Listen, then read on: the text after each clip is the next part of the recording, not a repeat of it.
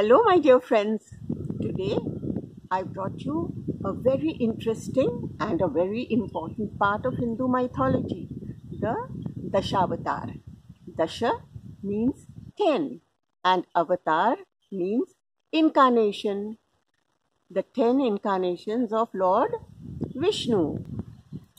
Before delving into the avatars, let me introduce you to some concepts that we shall come across on the way. The first are the three supreme gods in Hinduism: Brahma, Vishnu, and Mahesh or Shiva. Brahma is the creator, Vishnu is the sustainer, the one who maintains the universe, and Shiva is the destroyer. We shall see how in this episode. There are also three realms. What are these? The Bhulok or the Prithvilok, where we humans live. Then the Svargalok, where the gods live. And the Patal Lok, where the demons live. Now today I shall talk to you about the first avatar of Lord Vishnu, the Matsya avatar or the fish incarnation. Okay?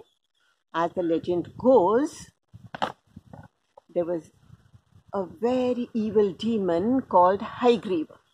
Now he had only one aim in life, and that was to ensure that the human race does not become more powerful than the demons.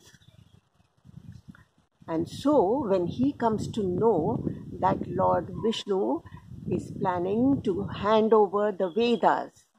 What are the Vedas? The spiritual books to mankind. He does not want it. So what does he do? He quietly goes and steals the Vedas. Without the guidance of the Vedas or the holy books, what happens? Haigriva's wish comes true. People begin to lead a life of sin. Spirituality is replaced by immorality. Virtue is forgotten and vice rules the earth. Similarly, dharma gives way to adharma. The gods realize that the human race has plunged into degeneration. Something needs to be done. The human race needs to be cleansed. So they get together. They are enraged and they decide to take some stringent action. They come together and plan a strategy. Shiva, the destroyer, would bring about a deluge, and then Vishnu would take a new avatar and save the human race. For this purpose, he takes the help of a very holy and pious man, Manu. One day, while Manu is praying on the banks of a river, he takes water in both his palms and is offering it to the gods, as is the custom. But to his surprise, he sees a fish in his palms. And the fish starts talking to him. It says, "Manu, take me home with you and take care of me." Manu does as he is told. He takes the fish home and keeps it in a tank. But within a few days, the fish grows bigger and bigger and outgrows the tank. So he keeps it in a pond. Here too it grows huge. And finally, Manu has to send it back into the ocean. But here too the fish grows to a humongous size. And it also grows a horn.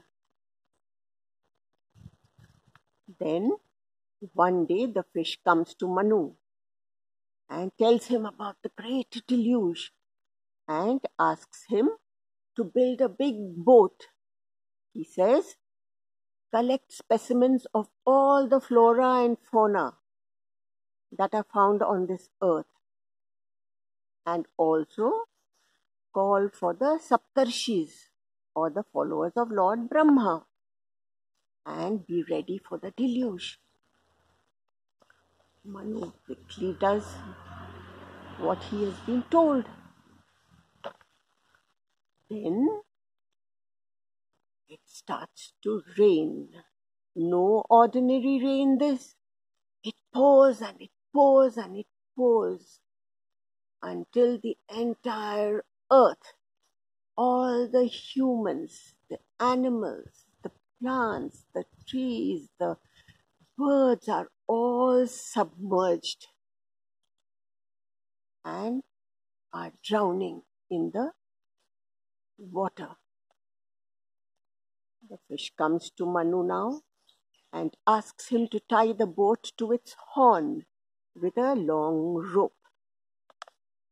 And then it pulls the boat higher and higher as the water rises until it reaches the highest mountain. The fish then tells Manu to tie the boat to the highest mountain peak.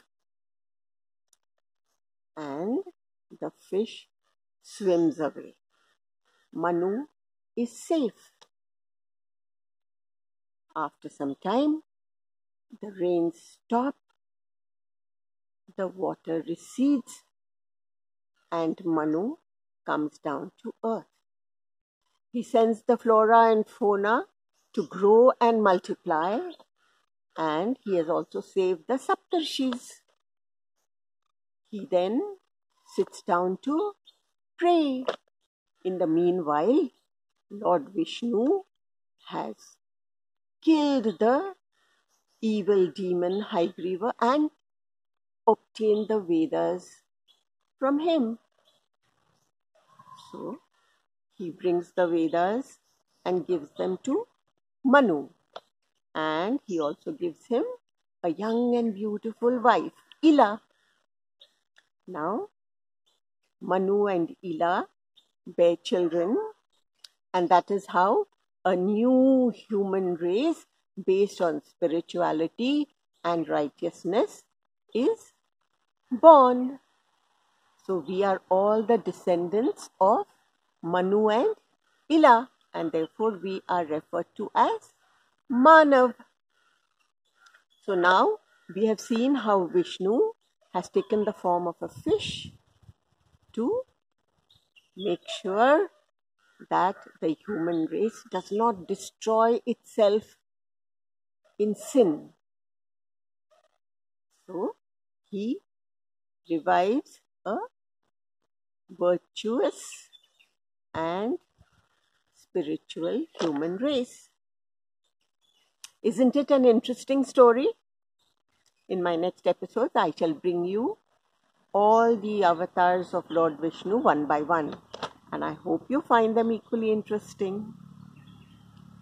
Bye for now. Ta-da! So that's all, folks. I hope you liked it. Don't forget to like, share with your friends, and subscribe.